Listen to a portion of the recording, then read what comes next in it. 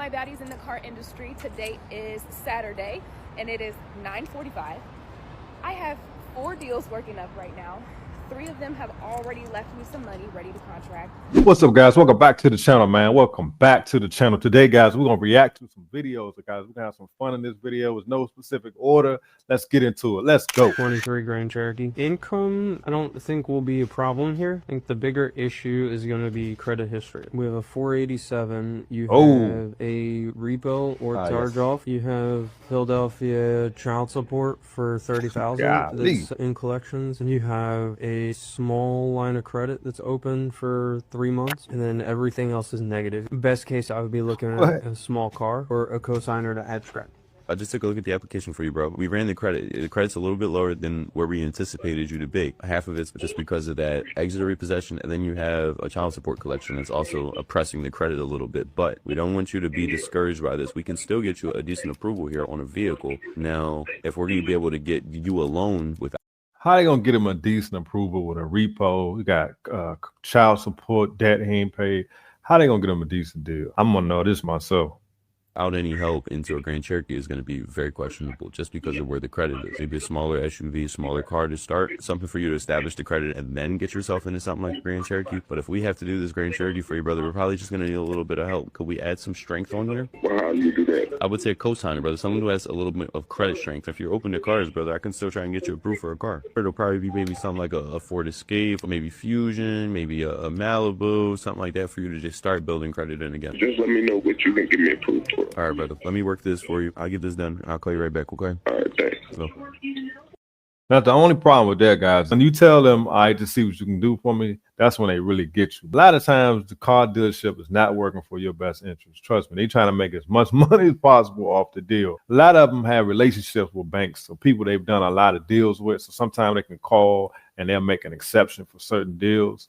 So a lot of times when your credit messed up like that, that's what they're doing. When folks credit not right, they always want to go for the most expensive car. When your credit bad, you got to just get something regular. That Cherokee about 70,000 if you get one fully loaded, and if you got bad credit, you can be paying about $1,500 a month. So at least he's trying to look out for him. Say, hey, look, we got to get you something cheaper, man. When you trying to get this Grand Cherokee, we probably ain't gonna be able to make that happen. That's wild. Yeah, man. What's going on? That customer that flew in from Texas for the Jeep told her she was pre-approved. Turns out she's not quite so pre-approved. What's happening? So she was pre-approved through Global Lending. Oh, man. I already knew when he said Global Lending, that's definitely like a 4th chance financing company. Would have been like a 3rd chance, but I'm just saying they strictly deal with subprime customers. If your credit ain't right, they're gonna send you right to them bammers. Trust me. So she did one of those like Car Gurus pre-approvals? Yeah, she was basically good to go.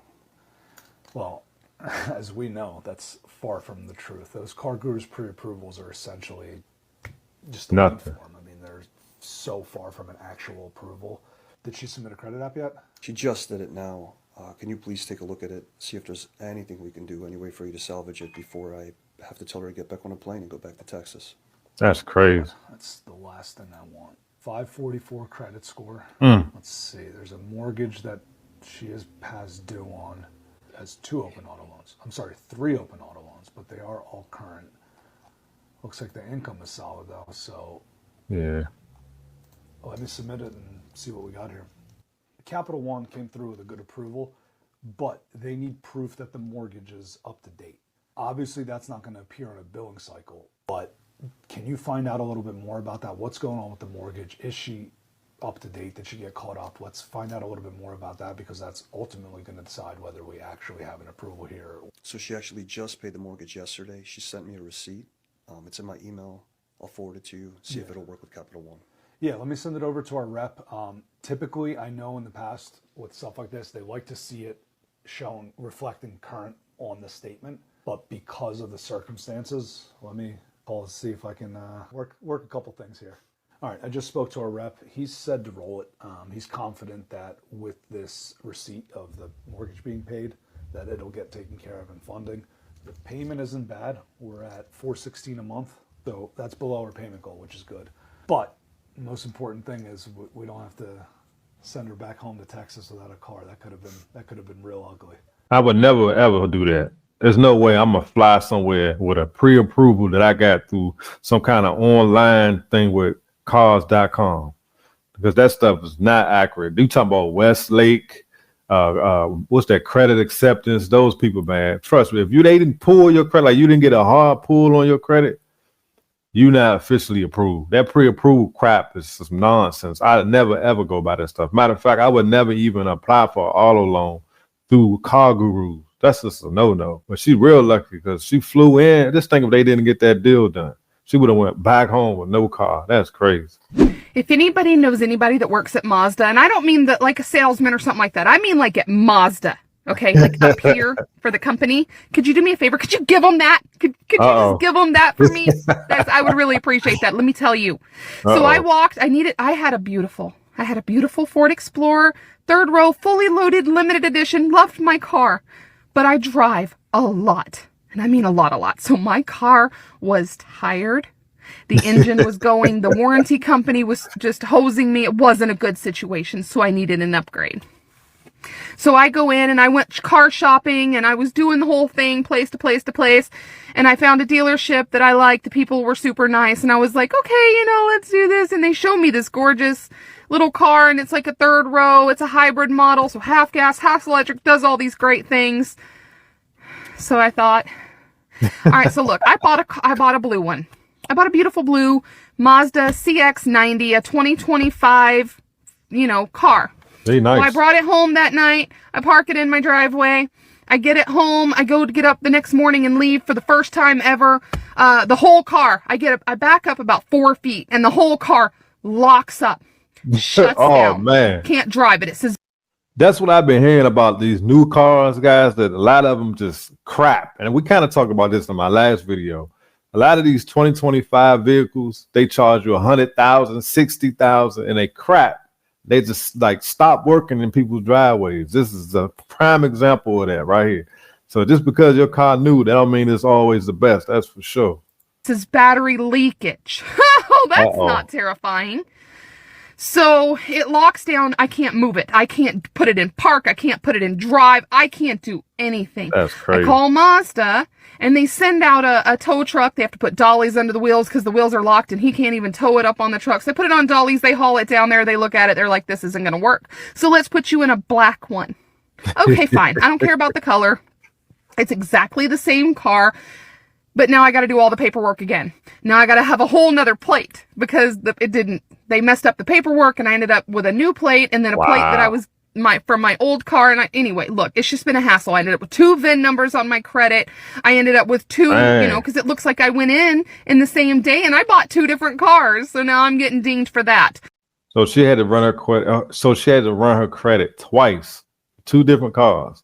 That's 2 dings on her credit. But from what I understand now, you get like a 2-week window. Might be 30 days now. So all the inquiries you acquire, they end up going into 1 after 45 days. Leave in the comments, guys, if I'm right. I think that's how it works nowadays. That's super fun.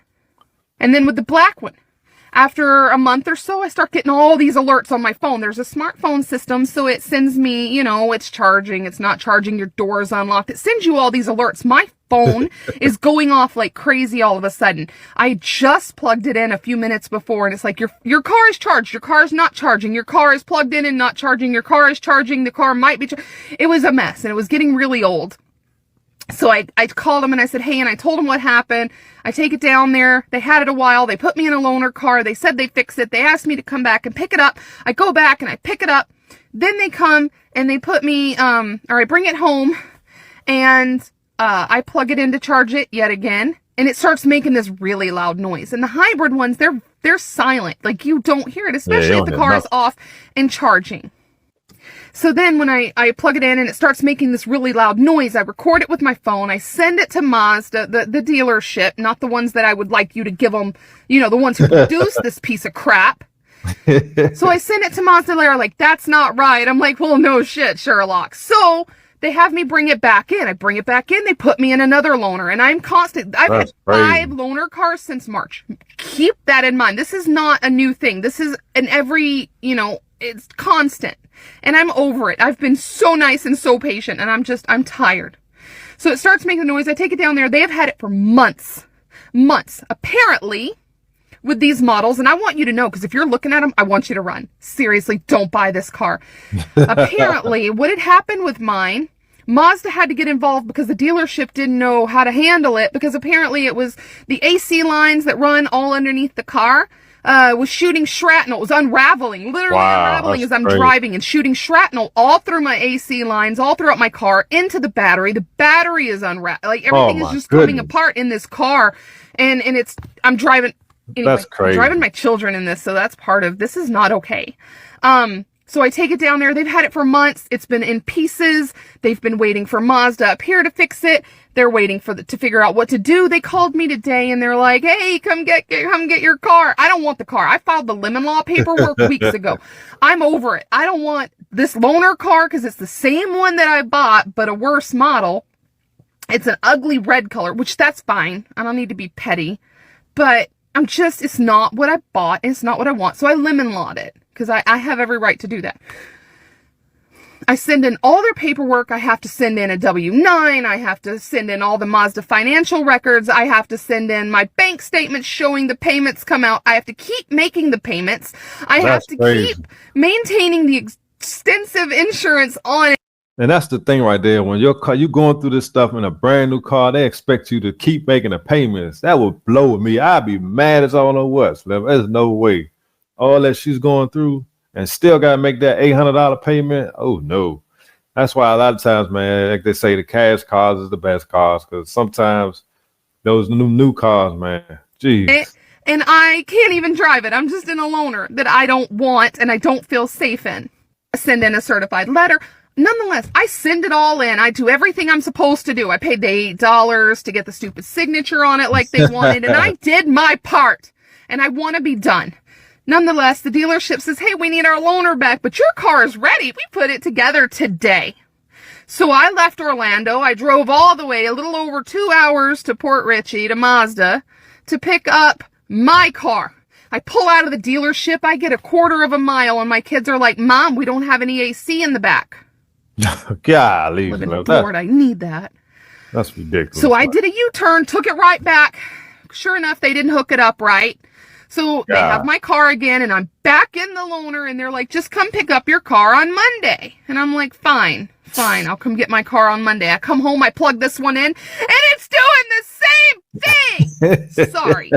It's making the loud humming noise. So now this car is unraveling too, and I'm supposed to drive to the Panhandle tomorrow, which is 5 hours away, in a car that's unraveling. Yeah, it's terrible, man. That's ridiculous.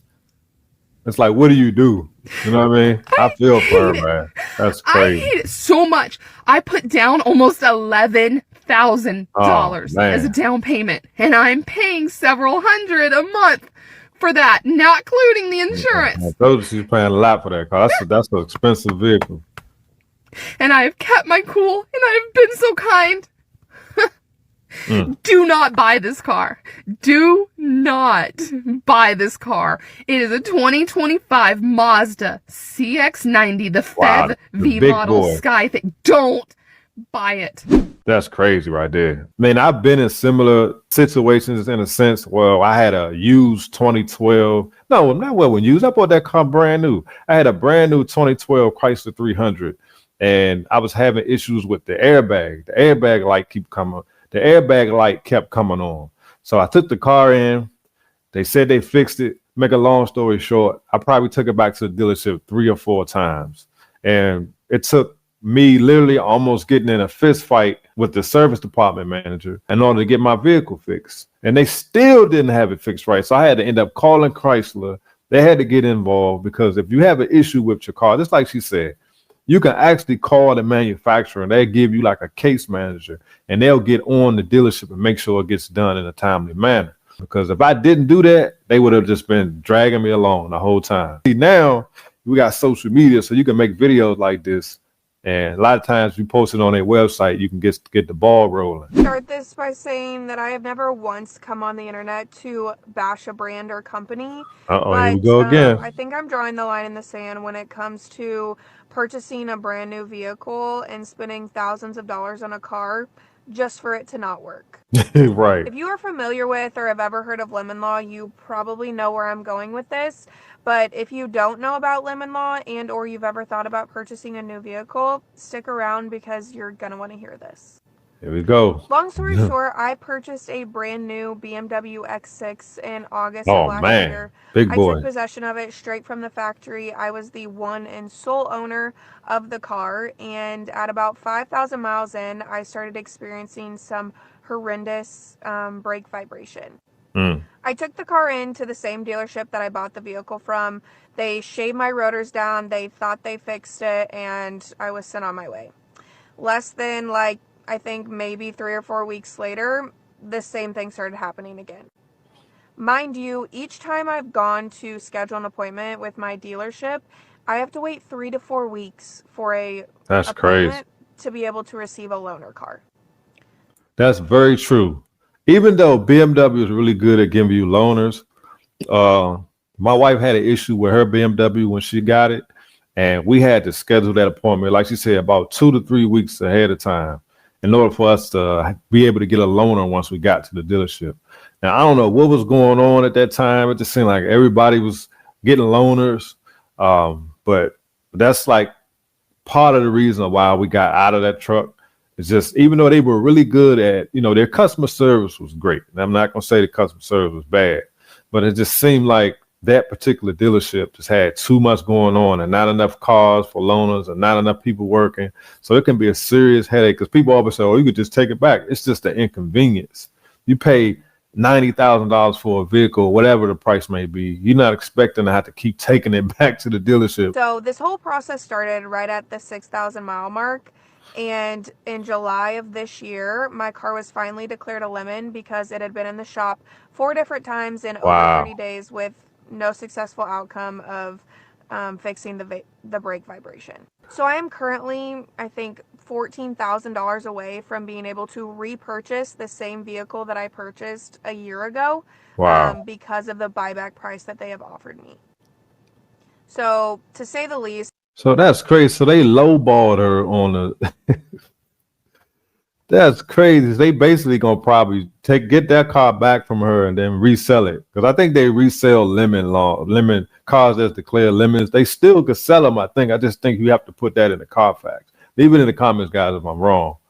But they should have just swapped her out, or at least compensated her for the negative equity or whatever the case may be. Because I was told by so many people that BMW had fixed all their issues and that they were great cars. And I will be the first to say, even with the issues, this has been my favorite car I've ever had in my entire life. I absolutely love it and have honestly been just sad over the whole process.